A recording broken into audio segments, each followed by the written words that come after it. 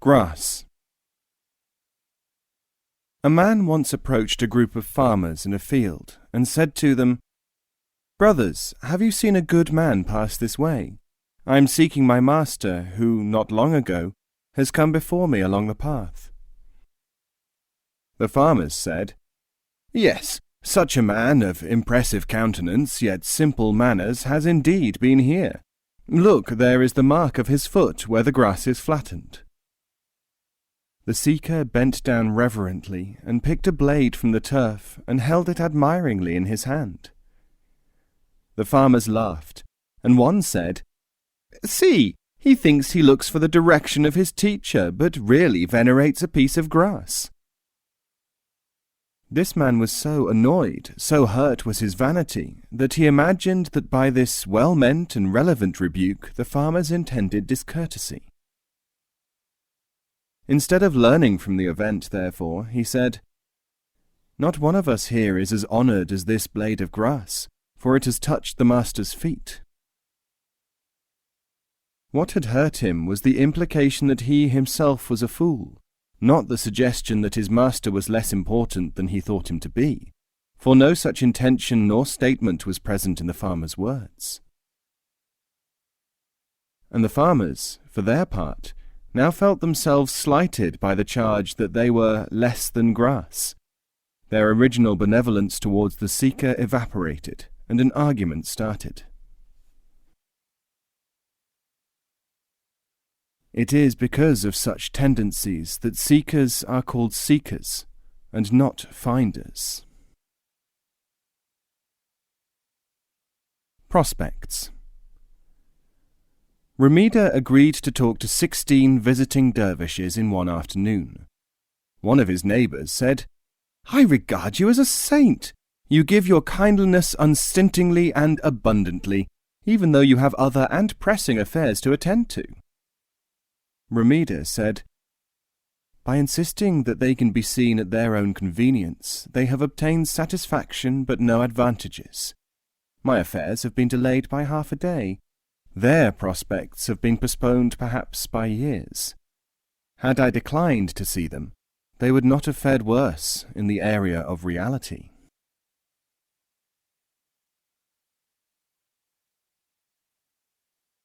The mirror, the cup, and the goldsmith.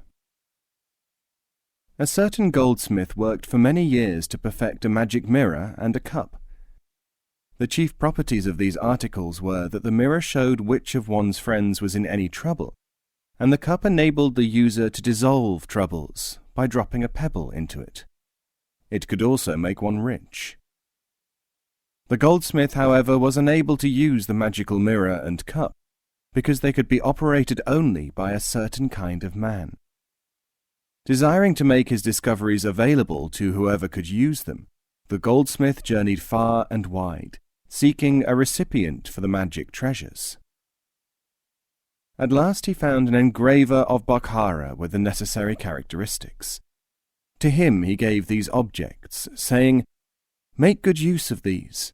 I shall return one day to see if they have brought you fortune."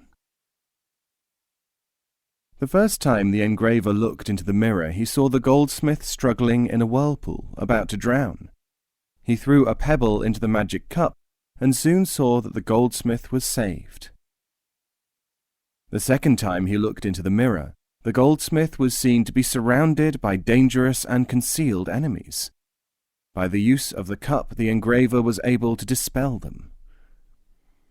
The third time that he looked into the mirror, he saw that all the goldsmith's friends, associates, and family were in all manner of difficulties. Again, by the use of the cup, the engraver was able to effect their rescue. When he looked into the mirror again, the engraver saw that he was himself threatened by difficulties, so he threw a pebble into the cup, and his problems vanished.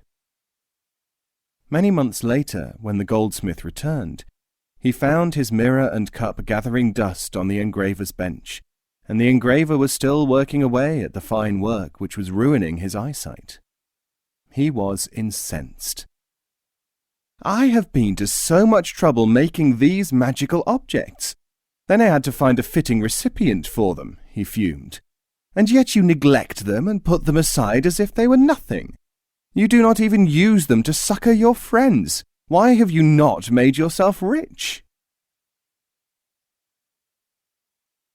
The engraver said nothing, for how could one reason with a man who, rare skills or not, jumped to conclusions without thought or due inquiry?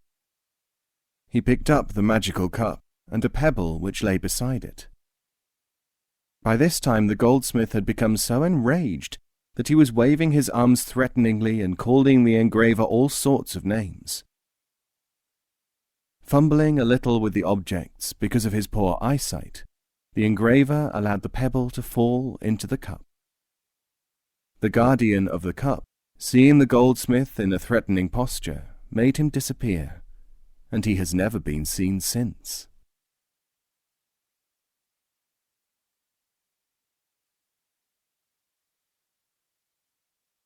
The Onion. There was a time and a country in which onions were rare, almost unknown.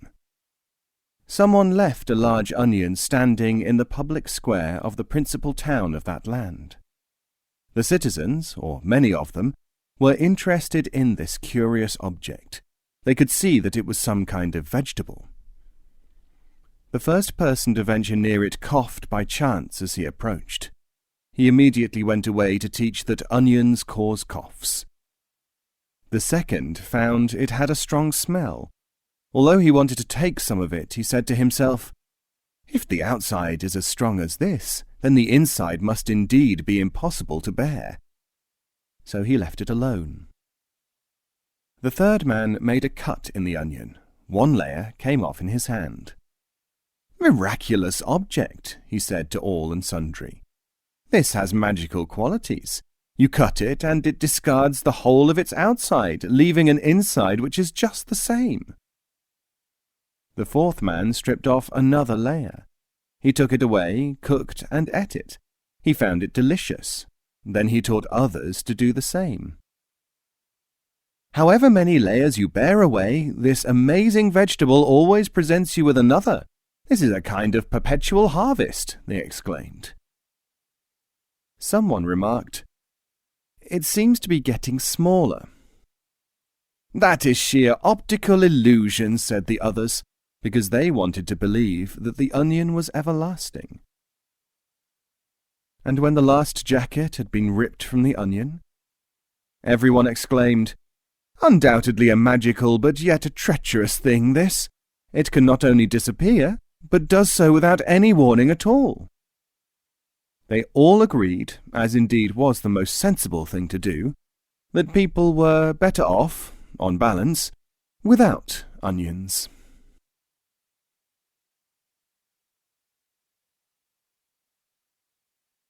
Time. Several people went to Simab and found him silent. They went away, afterwards telling everyone whom they met that he was lazy and worthless. Certain of Simab's disciples went to him and said, "Your repute is suffering because you have not attended to those people as you do to us."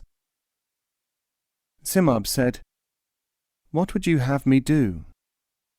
They said, "Give them something of what you give us." Simab said, "The motive is honourable, but the possibility is absent. Shall I give them what I give you instead? Do you want them to be served to the extent that you will leave me and let me attend to them?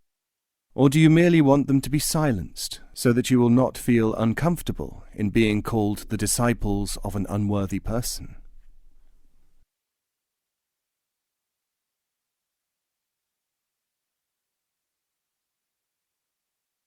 The Wand. In some cultures, miracles are effected, in legend, by waving fairies' wands. In others, there is the spirit of the magic ring. The objects vary. Sometimes they are swords, for instance, sometimes cups. They originate from strange supernatural creatures, variously named. People have always been curious about these objects, and have indeed sought them far and wide. But why is it so difficult to find them? Why can one not seem to be able to make contact with the creatures who make or operate these wonders? I shall tell you. You may even believe me. Once upon a time, when this kind of story was first used, the sages who told them used to say clearly what the objects were and who the creatures were. But this information so conflicted with all human beings' imaginings about magical objects and powerful creatures, and so affronted them, that they turned upon the tellers, and many were killed. Since then, the identity of the creatures and the real nature of the objects has always been concealed well enough to prevent easy interpretation, and to cause the more destructive people to sneer at the whole idea as primitive, ridiculous, spurious. If you want your food to be safe from the greedy, tell them that it is poisonous. Better still, let them suppose that they are clever enough to discover that it is harmful or useless to them.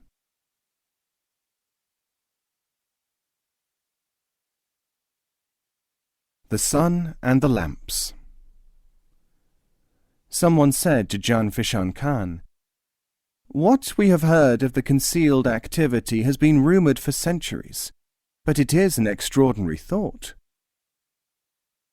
"Why is it extraordinary to you?" asked the Khan.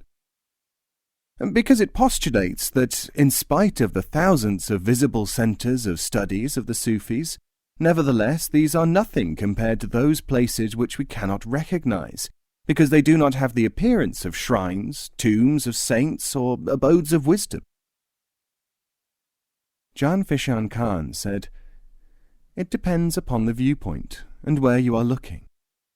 The visible places of Sufi study are like lamps in the dark. The inner places are like the sun in the sky. The lamp illuminates an area for a time.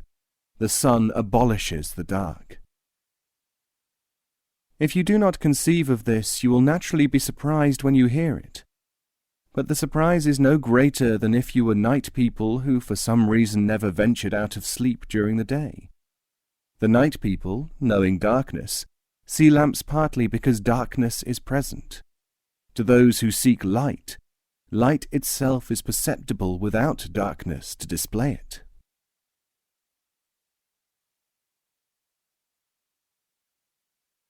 The Goat. There was once a country where goats were almost unknown. That is to say, everyone had heard of them, but so far no goat had ever been brought there. Because of this, everyone was much attached to the idea and thought of goats. The lack of real information about goats had not prevented the scholars of that land from collecting, sifting, comparing and enlarging upon whatever scraps of information there were about goats. Those who, not unnaturally, became obsessed by goats were known as the believers. As a result of the intellectual and emotional life centering upon goat study, everyone believed that there was a great deal of knowledge available about goats. Some were even sure that the last word on goats had been said. One day a man crossed the border into this fascinating land. With him he brought a goat. "It is ours by right," said the goat-worshipping priests. "It is ours to study," said the goatological scientists. "It is ours to eat," said others who could not think of any other claim to make. The owner of the goat was amazed. He said, "How can it be yours, for any purpose at all, when it is mine? If you are so excited about it, buy it from me and let me go." Someone shrilled, "How can anyone sell anything as important and rare as a goat?" It was decided, for this and other reasons, that the animal was not a goat at all. This must mean, of course, that its owner was a fraud. It looked like what they had heard a goat looked like, but this must be spurious. The scholars and jurists decided that the man must be punished, and he was put in prison. The goat was placed on a platform to test its supernatural qualities and also to receive the respects of the populace. Deprived of food, it languished and died. This proved that it could not be a real goat, and that it was useless to the people of that country.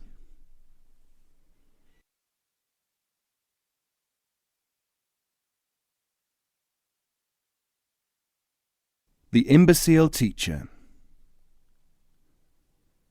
A certain Sufi received a young man who had many opinions but few experiences.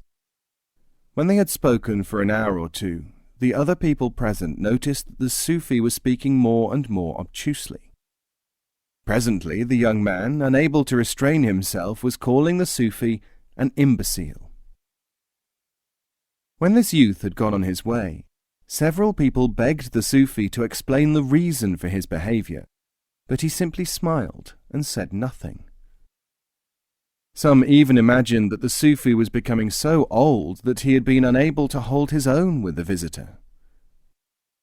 One day, when an illustrative story was needed, the Sufi returned to the subject. He said, "Some of you will remember that there was a day when a youth came here and I behaved like a stupid old man. The fact is that he was moved only by opinion and had no current ability to admit experience. It was beyond my power to cross the barrier raised by opinion. If I had tried to explain this to him, he would only have surmised that I wished to criticize him.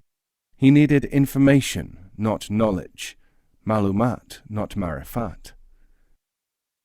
As a host, I had an obligation. The obligation of the host is to give the guest what he desires. The only service he would permit me was to bring out his hauteur and to increase the manifestation of his crudity to such an extent, regardless of my appearance, that he might be able to observe his own difficulties and abandon them."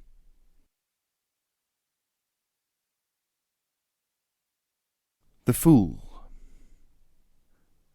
There was once a man who did one thing right and one thing wrong in that order. The first thing was to tell a fool that he was a fool. The second thing was not to have made sure that he was not standing beside a deep well.